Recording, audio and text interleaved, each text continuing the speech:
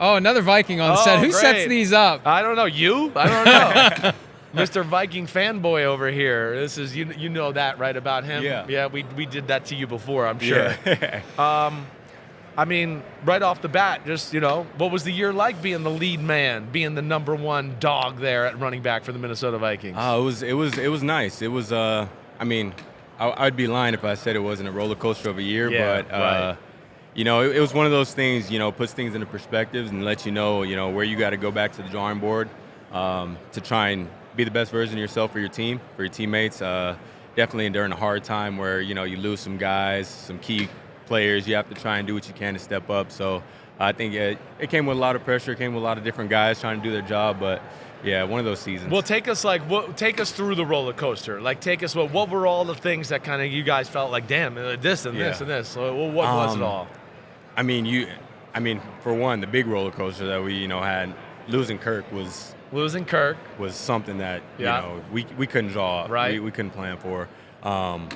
But, I mean, there was a time, I think the turnover battle was fumbleitis. Ridiculous. Right. I think we were like -9 in the first 3 games or something like that. And it's one of those things, it's like how and why is it happening? Right. One of those things you just, it's hard to explain. The ball's shaped funny, and that's how it is in this game. How do you stop it from happening? Go ahead. That's the thing. Once you're in that midst where guys keep dropping it, what can be done? What drill is done? What mindset? What meaning? What can be said to keep it from happening? I mean, you just go back to the fundamentals. That's what we did. Go back to the fundamentals, and it's just about how bad do you want it? Making sure that no matter what you do, you protect the ball because the hopes and dreams of the football team are in that ball. So it was just a matter of us trying to do what we can to turn that around. And I don't think anyone practices not to fumble, but it just, oh man, I couldn't tell you the flip of a coin what the season was. Before practice, like stuff where they do like those kind of drills, somebody tugging at you, and you just bring out all the basically early OTA training camp stuff again, right? And I mean, we do it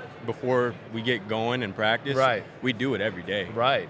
It was just a matter of like, all right, we got to add a different component. We got to add something else because I don't know, we just couldn't. We couldn't write it down, what was happening. It's got to be so hard to be conscious of trying to hold on to the ball when you're in the middle of it and it's happening in a real game and you're trying to hit the hole and you're trying to avoid this guy, fend this guy off. How can you consciously be thinking, I got to continue to hold on to this football as tight as I possibly can because I never know who's going to come in and try to knock it out of my hand? Yeah, it's one of those things you start seeing guys run a little funny because they're so worried about I'm in open field with 2 hands instead of 1. It's just one of those things you have to try and do what you can to protect it, and for us, it was the story of the season, was trying to stay even. Right. I mean, we didn't lose when we were even. So just at even in the turnover battle was something that we were striving for, and we just, had one of those seasons we had to go back to the drawing board. It's really crazy because we talked about at one point during the year, like you were talking about, you're going through the roller coasters, Kirk, JJ getting hurt for a little bit, all that crap. Not a little bit. Yeah, a lot of bit, right. Oh, man. But we had a point during the year where it was like, we actually felt like you guys were better this year than last year in a lot of ways, right? It's just like you guys, like you said, just some unlucky breaks, some fumbles. Did you guys kind of have that feeling in the locker room too? Yeah, and that's probably one of the most disappointing feelings is knowing what we have in that locker room and knowing the team that we had for the season that we put together. Everyone knew. We knew it was our year to go do something special. Right.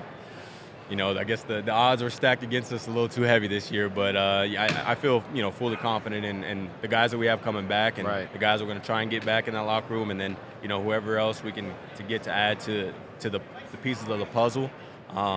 We have an amazing organization, amazing locker room. So have full faith in what we were able to put together this offseason and bounce back. Yeah. When you get into this carousel of quarterbacks from Kirk Cousins to Jaron Hall to Josh Dobbs to Nick Mullins, as a running back who's actually getting the handoff, is it an adjustment when, he comes back, he gives it to me, he moves it here, puts it there? I mean, how hard is it for you to make the change from this guy to this guy to this guy when it just comes to getting the ball in your hands? Definitely is a difference. That's why we don't take it lightly when we do our handoffs in practice. It might be, some people might be like, that's just kind of like cliche, like trying to take a handoff. But, we get our period where we go and we do a QB exchange with the quarterbacks, and it's extremely important because you feel the difference between each quarterback. I mean, I've been taking a handoff from Kirk for 5 years. He kind of knows exactly where to put it for me.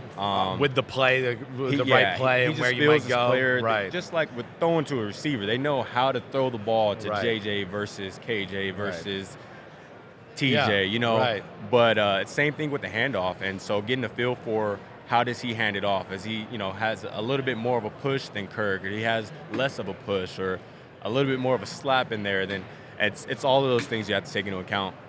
You've been around the block a little, right? I mean, you just had some coaches. Like, what makes Kevin O'Connell such a damn good offensive play caller? What's impressed you about it?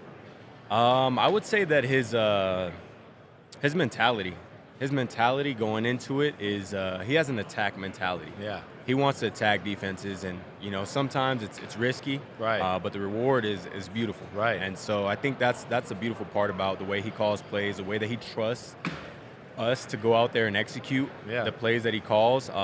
That's one thing that I would say is a lot different about him. He pays attention to the detail, and he draws up plays that are not just successful for the group of guys on the field, but versus the defense. He looks at the defense. What can we do to attack this defense, that defense? Yeah. And the details, I'd say, separates him. We all know Kirk Cousins is headed for free agency unless the Vikings sign him to a new deal before then. What's your approach with Kirk? Do you text him all the time and say, what's going on? What's going on? Any updates? Or do you just I'm just going to sit back and see what happens? Yeah. I'd say I'm one of those guys that I'm just going to have to sit back, maybe send him a prayer, send him a text, let him know I'm thinking about him. Definitely just for his recovery, checking in with him there. But, I know that he loves it in Minnesota. I know that he doesn't want to go anywhere. It's just a matter of, this game. So I would love to have him back. That's my guy. But, it's one of those things I'm going to just, have to sit back and pray. You're I want to get to this I am gifted, right? Because I don't think you are gifted. We know that, but I don't think you're wearing it in a braggadocious manner. But before you give us your pitch on that, right? Because we're going to grade you.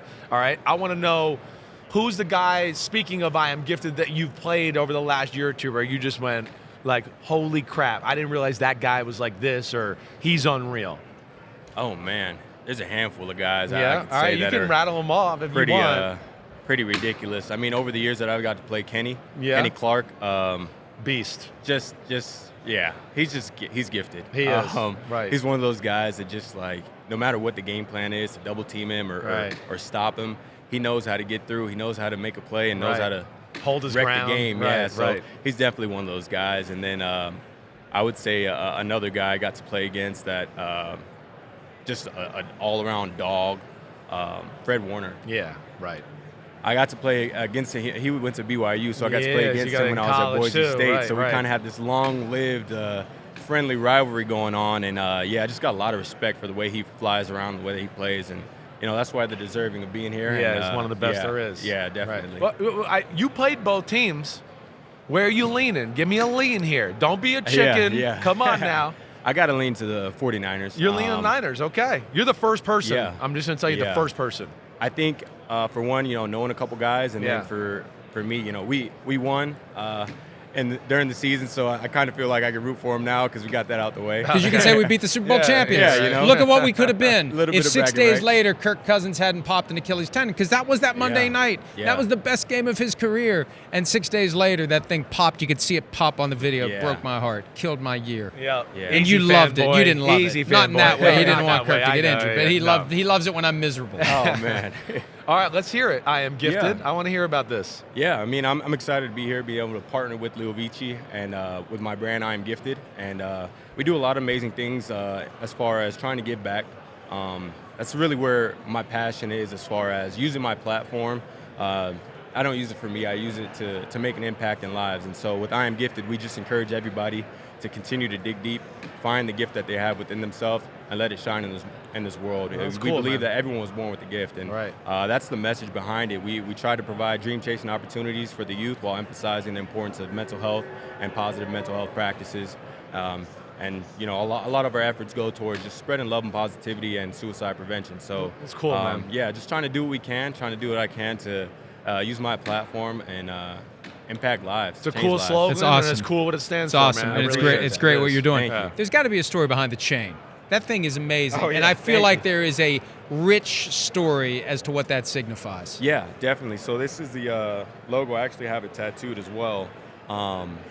That I was sitting down, I drew it up, and it's the logo for my brand into a heart, the I Am Gifted heart, and through that, it's love and positivity is a lifeline. So no matter what you're going through, no matter what you may feel, you're not alone in that. And as long as you can breathe in some love and positivity, wherever you get that from, whether it's self-love, whether it's love from a family member or friend, that will breed life. So, yeah, that's why I got a lot of butterflies tattooed, and I got this tattooed as well. So it's like a lifeline. cross, a heart, and like the EKG. The EKG, right? Yeah, so the love and positivity, Right. lifeline. Cool, man. Yeah. I like it. It's really cool. Great stuff. Alexander, congratulations on everything. Keep on Kirk, please. We're going to see him tomorrow. I'm Yeah. going to work on him. Let's come up with a strategy. JJ was here yesterday. Between you and me and him, I think we can triangulate Try and we get can get this something done. going. That's right. Yeah, we'll have to make some calls. All right. Hi, it's Mike Florio. Thanks for watching PFT on YouTube. Hit subscribe for the latest news and analysis from Pro Football Talk.